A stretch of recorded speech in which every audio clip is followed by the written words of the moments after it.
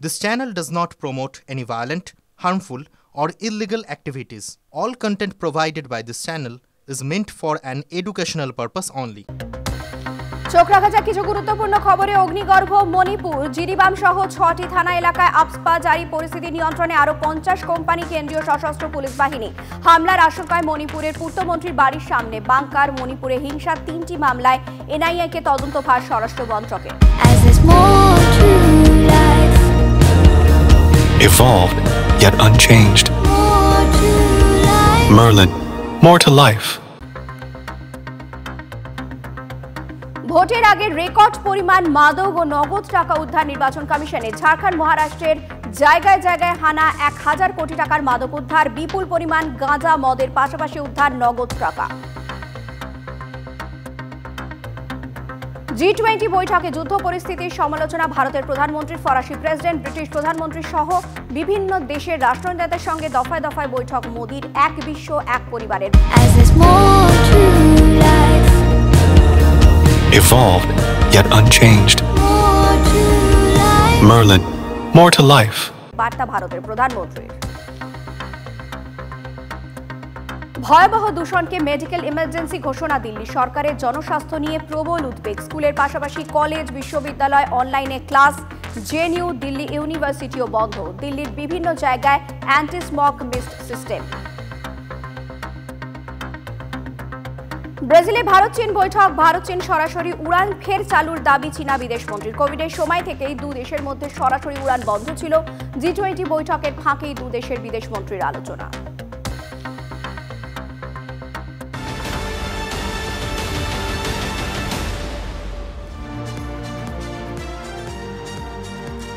নমস্কার, টিভি9 বাংলায় আপনাদের সবাইকে স্বাগত জানাই। আপনাদের সঙ্গে রয়েছে আমি চয়নিকা। শুরুতেই যে খবরের দিকে নজর রাখতে হচ্ছে তা হচ্ছে কসবা কাণ্ড।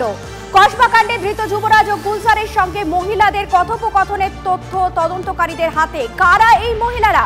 তথ্য যাচাই করতে গিয়ে তদন্তকারীরা জানতে পেরেছেন পাপ্পু গ্যাংয়ের সদস্যরা নিজেদের নাম বদলে একে অপরের সঙ্গে যোগাযোগ রাখত।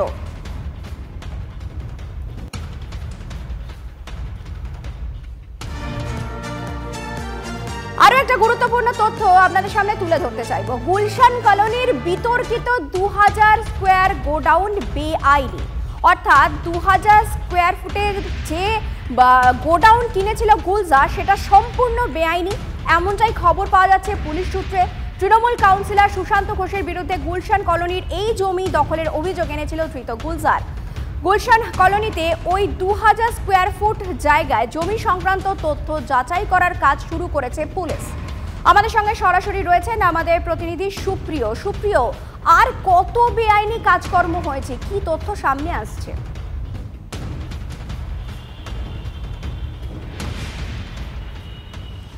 দেখো, ইতিমধ্যেই এই যে কসবাতে কাউন্সিলরের উপরে যে হামলার ঘটনা, সেই ঘটনা তদন্তে নেমে ধৃত অন্যতম মাস্টারমাইন্ড গুলজার খান, তাকে ইতিমধ্যেই জিজ্ঞাসাবাদ করে তদন্তকারীরা যেটা জানতে পেরেছেন, বা গুলজার যেটা পুলিশি জিজ্ঞাসাবাদের মুখে দাবি করছেন, যে এই যে গুলশান এলাকায় থাকা 2000 স্কোয়ার ফুটের একটি গোডাউন, সেই গোডাউনকে কেন্দ্র করেই কিন্তু বিবাদ এবং তার জেরেই এই খুনের পরিকল্পনা সে সাজিয়েছিল।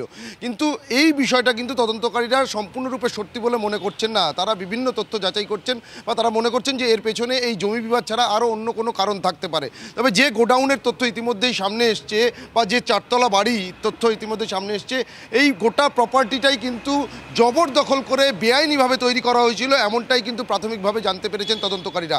তার কারণ তদন্তকারীদের কাছে ইতিমধ্যেই যে তথ্য এসে পৌঁছেছে, এই যে 4 তলা বাড়ি, বা যেখানে এই যে 2000 স্কোয়ার ফুটের বর্গফুটের যে গোডাউন রয়েছে, এই প্রপার্টির একটা অংশে ছিল কৃষি জমি এবং অপর অংশ কিন্তু সরকারি খাস জমি ছিল, এবং সেটাকেই কিন্তু জবরদখল করে এই 4 তলা বাড়ি এবং তার মধ্যে এই গোডাউন তৈরি করা হয়েছে।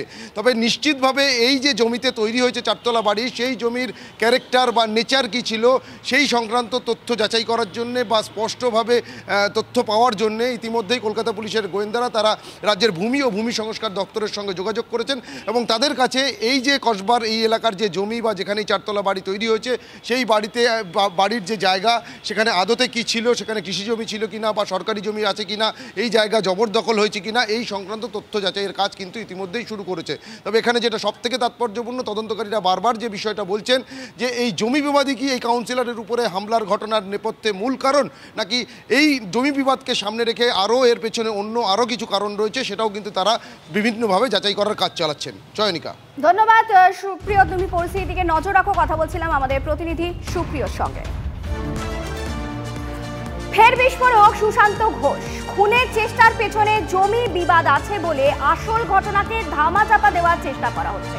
অভিযোগ 108 নম্বর ওয়ার্ডের তৃণমূল কাউন্সিলরের। কসবা কাণ্ডে এরই মধ্যে নাম জড়িয়েছে বিহারের দুষ্কৃতী গ্যাং পাপ্পুর।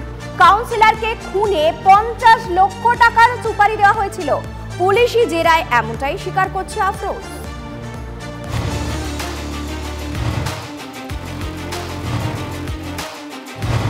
কসবা কাণ্ডে চাঞ্চল্যকর মোড়, আরো জোরালো হলো বিহার যোগ। উঠে এলো বিহারের কুখ্যাত পাপ্পু গ্যাংয়ের নাম। পাপ্পু চৌধুরী একাধিক রাজ্যে মোস্ট ওয়ান্টেড।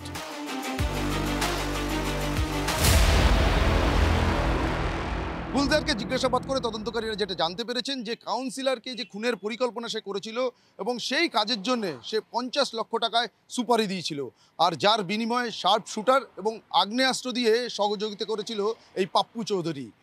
কিন্তু এই পাপ্পু চৌধুরীর সঙ্গে 50 লক্ষ টাকার ডিল হলেও সেই টাকার কোনো লেনদেন হয়নি, এমনটাও গুলজার তদন্তকারীদের জিজ্ঞাসাবাদের মুখে জানিয়েছেন।